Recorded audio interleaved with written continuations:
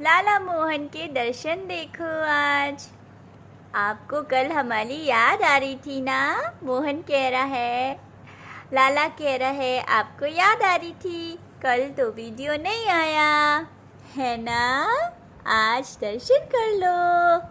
तो आज का श्री जगत गुरुत्तम श्री कृपालु जी महाराज का पद है, साधारण रति वारी मधुपुरी बामा, साधारणी रति कुब्जा मधुपुरी बामा, समर्थारती वारी प्यारी ब्रज बामा।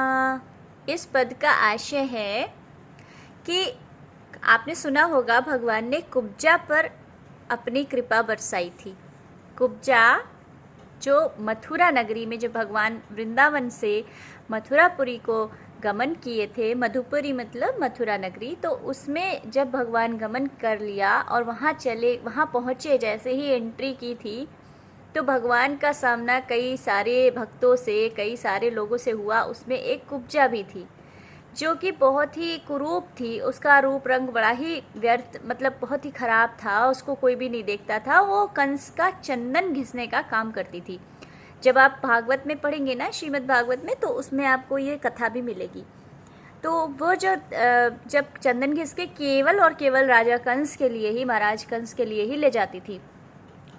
और जब उसने श्री कृष्ण को देखा तो फिर क्या हुआ होगा, सोच सकते हो आप लोग।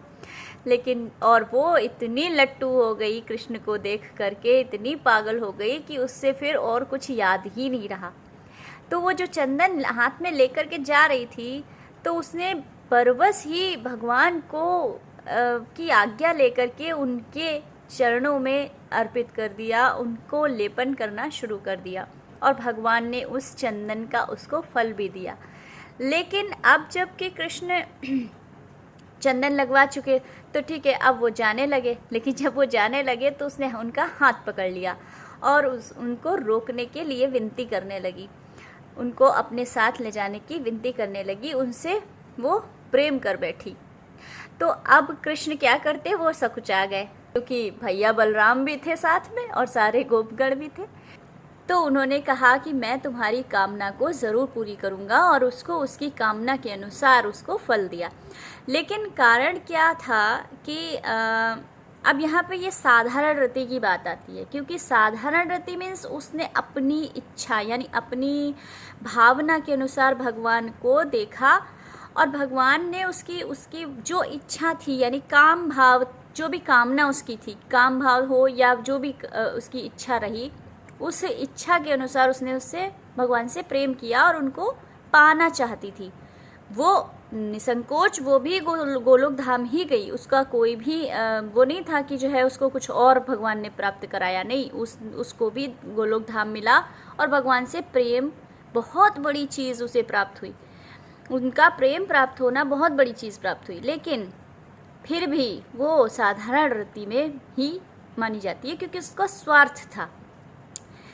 अब बात आती है ब्रज गोपियों की, जो निष्काम थी, उनका कोई भी स्वार्थ नहीं था। भगवान के प्रति सिर्फ और सिर्फ उनको सुख देने का ही उनका एकमात्र लक्ष्य था कि प्रभु को कैसे, स्वामी को कैसे हम प्रसन्न रखें।